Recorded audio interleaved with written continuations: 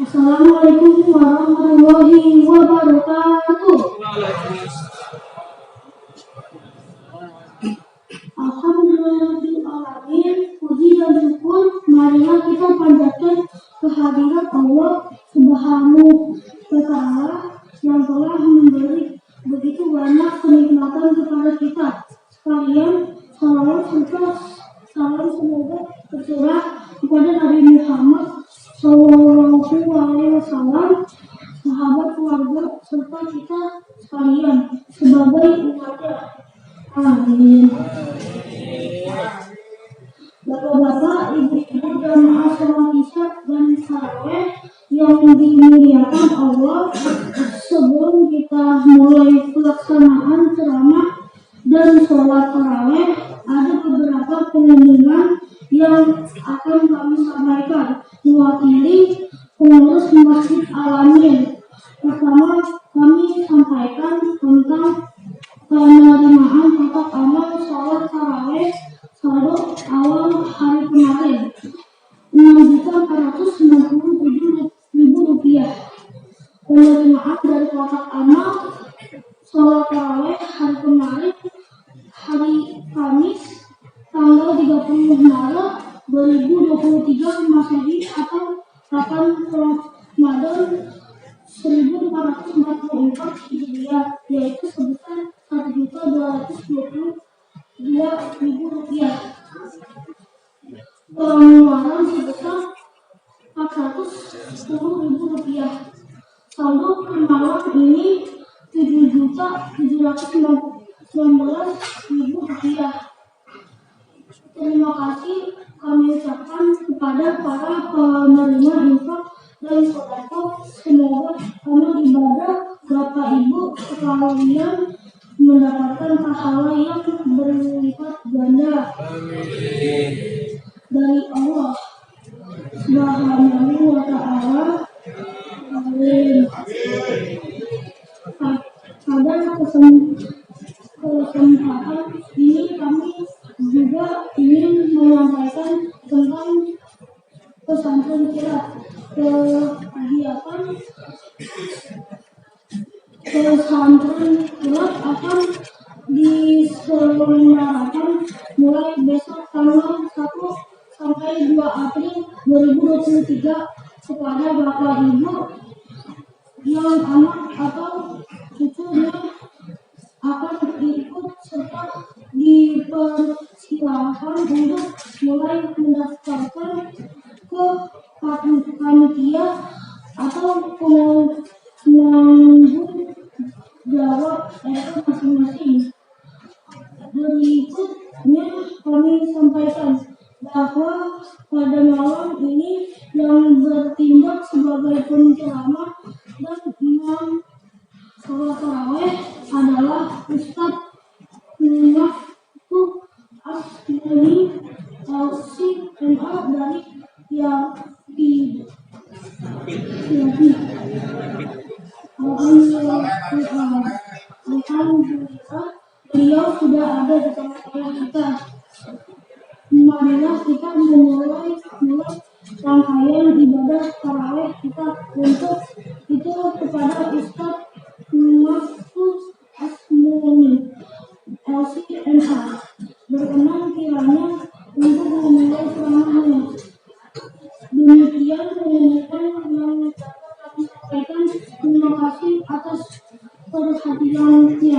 Billahi taufiq wal hidayah. Wassalamualaikum warahmatullahi wabarakatuh.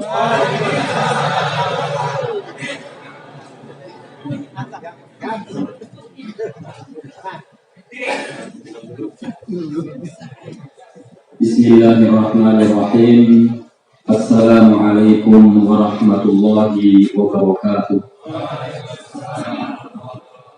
Alhamdulillah wassalatu wassalamu ala Rasulillah wa ala alihi wa sahbihi wa mawala, amma ba'd. Ayuha al-mu'takifun wal mu'takifat hafizakumullah, jamaah salat isya dan tarawih yang dimuliakan Allah. Untuk isya pada malam hari ini saya diberikan amanah menyampaikan kultum dengan tema konsep pendidikan dalam Islam. Kita apresiasi anak-anak kita yang sudah memiliki syaja'ah adabiyah, keberanian untuk tampil di muka umum sebagai salah satu pendidikan yang mesti selalu kita lakukan agar anak-anak kita memiliki kecintaan terhadap agamanya dan pengenalan yang lebih mendalam terhadap nilai-nilai ajaran Islam. Bapak Ibu sekalian yang dirahmati oleh Allah Subhanahu wa Ta'ala, berbicara tentang pendidikan dalam Islam tentu kita membutuhkan waktu yang sangat-sangat panjang. Karena sesungguhnya Al-Quran min awalihi ila akhirihi. Al-Quran dari awal sampai akhir adalah semua berisi nilai-nilai pendidikan yang harus diajarkan kepada setiap insan manusia. Oleh karenanya dalam waktu yang singkat ini saya ingin menyampaikan beberapa pokok saja, khusus tarbawiyah, khusus tarbiyah al-islamiyah. Beberapa pokok pendidikan dalam Islam. Yang pertama adalah bahwa mas'uliyatul at-tarbiyati hiya mas'uliyatul abawain. Sesungguhnya tanggung jawab mendidik, tanggung jawab pendidikan itu dibebankan di atas pundak para orang tua. Dalilnya mana? Dalilnya adalah sabda Rasulullah sallallahu alaihi wasallam, "Kullu mauludin yuladu 'ala al-fitrah." Semua anak dilahirkan dalam keadaan fitrah, dalam keadaan bersih, dalam keadaan bertauhid. Maka Rasulullah lanjutkan fa'abawahu. Rasulullah tidak katakan yang lainnya. Rasulullah katakan fa'abawahu. Kedua orang tuanya lah yang akan memiliki peran untuk menjaga fitrah dari anak-anaknya. Fa'abawahu yuhawidanihi au yunassiranihi au yunajjisanihi. Demikian pula dalam Al-Quran kita banyak sekali mendapati bagaimana peran orang tua, khususnya adalah seorang ayah. Di dalam Al-Quran seringkali yang disampaikan kepada kita adalah bagaimana ayah mendidik anak-anaknya. Seperti Nabi Nuh mendidik putranya Kan'an, walaupun ada gap pada saat itu tidak mendapatkan keberhasilan, dan itu banyak sekali pelajarannya. Bagaimana Luqman Al-Hakim ketika Allah mengatakan wa qala Luqman li ibnihi wa huwa ya'iduhu ya bunayya la tusyrik billah. Luqman berkata kepada anaknya, janganlah kamu syirik kepada Allah. Bagaimana seorang Nabi Ibrahim mendidik Ismail agar menjadi orang yang taat kepada Rabb-nya. Dan ayat-ayat yang lain yang disampaikan kepada kita bagaimana peran orang tua, khususnya adalah ayah, dalam mendidik putra-putrinya. Peran ibu tentu sangat besar, karena sudah menjadi aksioma, menjadi sebuah keniscayaan bahwa seorang ibu adalah menjadi madrasah ula, menjadi sekolah pertama dalam mendidik putra-putrinya. Sehingga tanpa disebutkan secara detail dalam Al-Quran sudah secara otomatis bahwa mereka adalah orang-orang yang menjadi sandaran utama dalam mendidik putra-putrinya. Karena itu ketika kita memilih pasangan, maka hal mendasar, kriteria mendasar yang tidak boleh hilang dari pasangan kita adalah kualitas agamanya. Karena hanya istri yang solehah, wanita yang solehah, yang kemudian bisa menularkan kesolehannya kepada putra-putri kita. Karena itu Nabi mengatakan tunkahul mar'atu li arba'in. Wanita dinikahi karena 4 hal. Limaliha wa lijamaliha wa linasabiha wa lidiniha. Fadfar gila bidin talibat yaka. Kita boleh menikahi wanita karena hartanya, karena nasabnya, karena kecantikannya, juga karena agamanya. Tetapi yang paling mendasar adalah pilih yang memiliki kualitas agama yang baik, Karena itu yang akan membawa keberuntungan dalam rumah tangga kita. Karena itu ketika kita memahami tanggung jawab ini, lalu kita tidak memiliki kemampuan karena keterbatasan yang kita miliki, maka kemudian kita mewakilkan orang lain.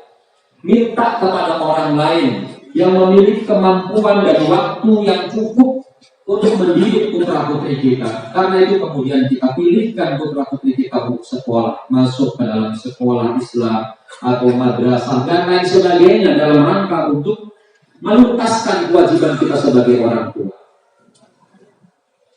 Dan tentu ketika kita tidak bisa melakukan sendiri, kita membutuhkan banyak sekali perangkat-perangkatnya.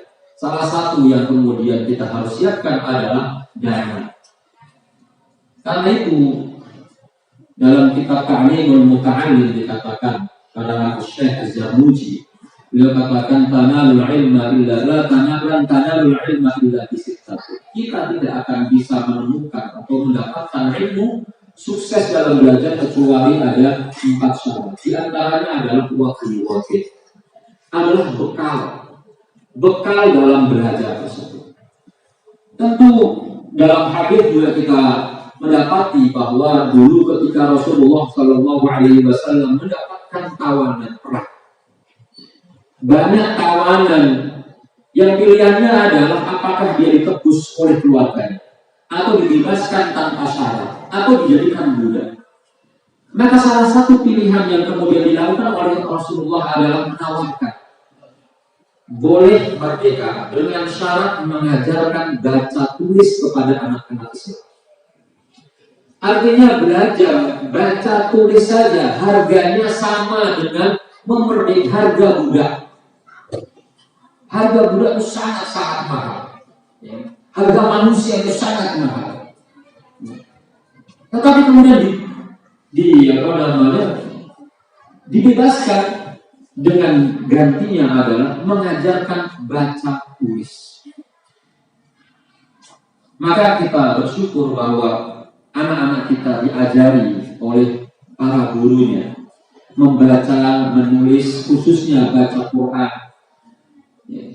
Tidak harus dengan memerdekakan budak, tetapi kita harus menyiapkan biaya untuk mereka, biaya untuk pembelajaran anak-anak kita yang saya kira tidak bisa menyaingi harga dari seorang budak.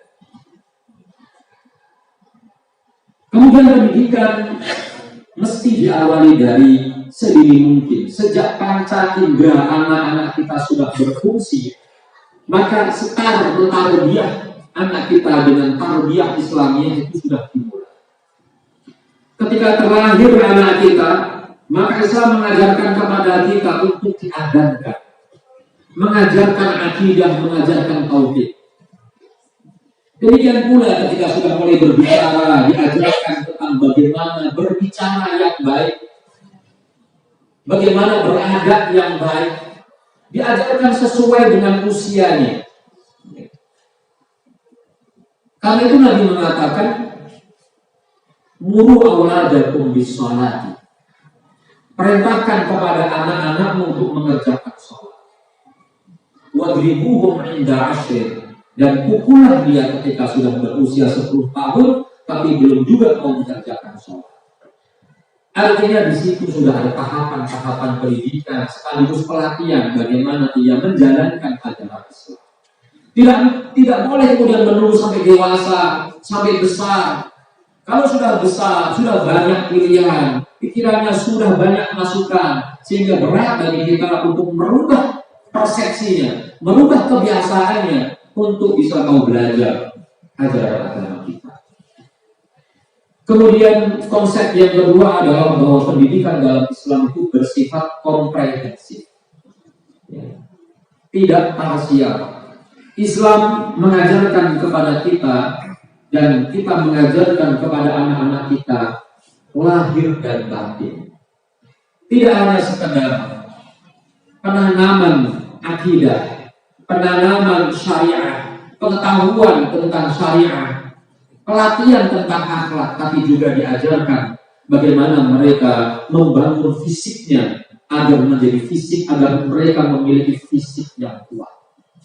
Karena itu kita mendapati dalam beberapa peperangan, Nabi mendapati anak-anak yang memang siap untuk berperang, badannya kuat. Ketika harus bergulat dengan orang yang lebih tinggi, lebih besar, lebih tua, mereka memenangkan. Pandai menggunakan pedang, dan lain sebagainya. Lahir dan batin. Juga mengajarkan hal dasar yang harus dimiliki oleh setiap orang, mengajarkan akidah. Seperti yang diajarkan oleh Rasulullah kepada Ibnu Abbas, ya gulam, ihfadillah yahfadka, ihfadillah tajiduhu amamaka, ila akhirih. Juga mengajarkan syariat, mengajarkan akhlak, bagaimana Rasulullah mengajarkan anak-anak ketika lagi makan. Kemudian ada yang harus diluruskan makanan, dikatakan sambillah. Kalau mau makan baca basmalah. Wakul biyaminika, makan dengan tangan kanan. Wakul mimma yalika, makanlah makanan yang terdekat dengan. Dan yang lain-lain. Juga Islam mengajarkan kepada kita untuk belajar, baik belajar agama maupun belajar umum. Agama juga ada yang fardu ain, ada yang fardu kifayah. Kalau berkaitan dengan maju dalam minat dini bid-darurah, sesuatu yang harus diketahui oleh setiap orang Islam, maka hukumnya fardu ain. Belajar sholat, mengetahui hukum-hukum, hukum-hukum ibadah, mengetahui halal dan haram adalah maju dalam minat dini bid-darurah. Sesuatu yang wajib diketahui oleh setiap orang Islam. Tapi juga ada yang fardu kifayah. Menjadi seorang mufassir, menjadi seorang ahli hadis, memiliki khusus dalam bidang fikih dan sebagainya, itu fardu kifayah. Tidak setiap orang harus ahli di bidang-bidang tersebut. Umum juga demikian. Ketika pelajaran umum, ilmu umum itu mendorong kita, membantu kita, menjadi bekal bagi kita untuk menjadi seorang muslim, pribadi muslim yang benar, maka menjadi fardu ain. Ketika kita menjadi seorang pedagang, maka kita harus tahu fardu ain bagi kita untuk mengetahui berbagai macam transaksi, mana yang halal, mana yang haram, mana yang diperbolehkan, mana yang tidak diperbolehkan, menjadi fardu ain. Tetapi tidak semua ilmu-ilmu itu harus dipelajari, karena cukup dengan fardu kifayah. Menjadi seorang dokter fardu kifayah, menjadi seorang astronot fardu kifayah, menjadi ahli hisab fardu kifayah, menjadi ahli penerbangan fardu kifayah. Kenapa? Karena semuanya menjadi instrumen bagi kita untuk menegakkan agama kita.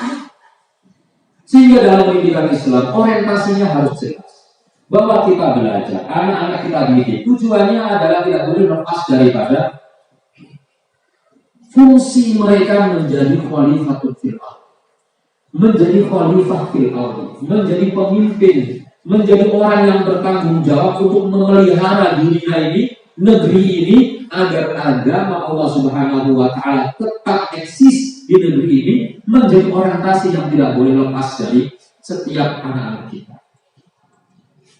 Sehingga ketika kita menjadi seorang dokter, itu yang dibutuhkan oleh masyarakat kita. Ada yang menjadi pendidik, ada yang menjadi arsitek, itu dibutuhkan. Sehingga tidak ada dikotomi dalam Islam. Semua ilmu, semua pengetahuan wajib untuk dimiliki oleh kita dalam rangka untuk membangun sebuah bangsa dan masyarakat yang Islam. Sehingga sebagai orang tua kita juga harus memberikan penyadaran. Jangan hanya sekedar orientasinya adalah kalau anak saya menjadi dokter maka dia akan menjadi orang kaya, hidupnya bahagia, dan seterusnya dan seterusnya. Kalau dia menjadi seorang birokrat maka dia akan uangnya menjadi banyak dan lain sebagainya. Tidak dilarang menjadi profesi-profesi tadi, tapi orientasinya harus jelas. Orientasinya adalah bahwa semua profesi yang dimiliki itu tujuannya sama, yaitu mendasarkan pada nilai-nilai ketuhanan. Mendasarkan kepada bagaimana mereka bertanggung jawab sebagai seorang khalifatul fil ardh, menjaga negeri ini, menjaga bangsa ini agar tetap eksis di muka bumi ini dengan penuh nilai-nilai keislaman, bersatu, kemudian menjaga kedamaian dan lain sebagainya. Oleh karenanya dalam pendidikan Islam konsepnya juga kita membutuhkan keteladanan. Yang membedakan Islam dengan yang lainnya adalah keteladanan. Seorang guru tidak hanya sekedar mentransfer ilmu, tapi dia mencontohkan apa yang dia ajarkan.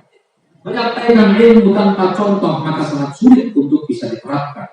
Karena itu Nabi ketika memerintahkan para sahabatnya untuk mengerjakan sholat, maka cukup dengan mengatakan shollu kama ra'aytumuni usolli. Nabi mencontohkan apa yang diajarkan kepada para sahabatnya. Sahabat juga demikian mencontohkan bagaimana pemahaman yang dimilikinya bisa direalisasikan dalam kehidupan mereka. Tidak hanya sekedar bicara tanpa ada realisasi.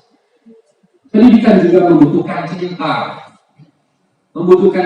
karena tanpa cinta maka ilmu tidak akan bisa ditransfer, pengetahuan tidak akan bisa diberikan. Karena itu Nabi memerintahkan kepada semua sahabatnya untuk mendidik anak-anaknya dengan penuh cinta. Dan ketika ada seorang anak yang tidak pernah dicium oleh ayahnya sama sekali, maka Nabi tegur, kenapa kamu tidak mau mencium anak kamu? Dia heran ketika ada seorang anak mencium Rasulullah SAW. Maka kemudian Nabi mengatakan, man la yarham la yurham. Siapa yang tidak memberikan cinta, maka dia tidak akan dicintai. Pendidikan Islam juga membutuhkan tawazun, keseimbangan. Artinya dalam mendidik kita jangan lembut selamanya, keras selamanya. Tapi ada waktu-waktunya di mana kita lemah lembut. Ada waktu-waktunya kita perlu keras dan tegas. Ketika sudah mulai ada zahiratul ingkar, fenomena pengingkaran, fenomena pembangkangan, maka di situ butuh ketegasan. Maka hadis yang tadi saya sampaikan tentang sholat, ajari anak kamu untuk mengerjakan sholat di usia 3 tahun. Kemudian selama 3 tahun sudah sering berulang kali diperintahkan tapi juga belum mengerjakan sholat pula, maka ada sikap tegas yang kemudian diberikan. Memberi hubung indah asyik. Tawazun yang lainnya adalah kita perlu serius tapi juga perlu santai. Dalilnya adalah ketika Rasulullah SAW mengajarkan kepada anak-anak, walaupun bukan anak sendiri, anak orang lain, tidak selalu berada dalam majelis ilmu, tapi Nabi ajarkan kepada mereka saat mereka di kendaraan. Seperti yang dilakukan oleh Rasulullah kepada Ibnu Abbas. Ibnu Abbas diajak berkendara, di belakang dibonceng di kendaraannya. Kemudian disitulah Rasulullah SAW mengajarkan nilai-nilai akidah. Jadi ada keseriusan, santai sepanjang pendidikan dan pembelajaran kita juga tidak baik. Serius terus juga tidak baik, tapi kadang perlu keseriusan. Ketika sudah mulai ada zahirah, fenomena ketidakseriusan, maka kita perlu serius. Ketika tidak mulai serius, kita perlu ada canda, perlu ada menghilangkan kepegangan dan lain sebagainya. Ada tawazun. Disitulah kemahiran seorang pendidik untuk bisa melihat kapan dia harus serius, kapan dia harus santai. Dan masih banyak lagi bentuk konsep pendidikan dalam Islam yang mudah-mudahan nanti bisa dilanjutkan dalam pertemuan-pertemuan yang lain dalam majelis-majelis yang lainnya. Semoga dasar-dasar pendidikan Islam ini kita miliki, kita belajar dari Quran, belajar dari hadis, maka insya Allah kita bisa menyimpulkan betapa banyak nilai-nilai pendidikan yang ada dalam Islam yang belum kita pahami secara utuh. Wallahu a'lam bishawab. Wassalamualaikum warahmatullahi wabarakatuh.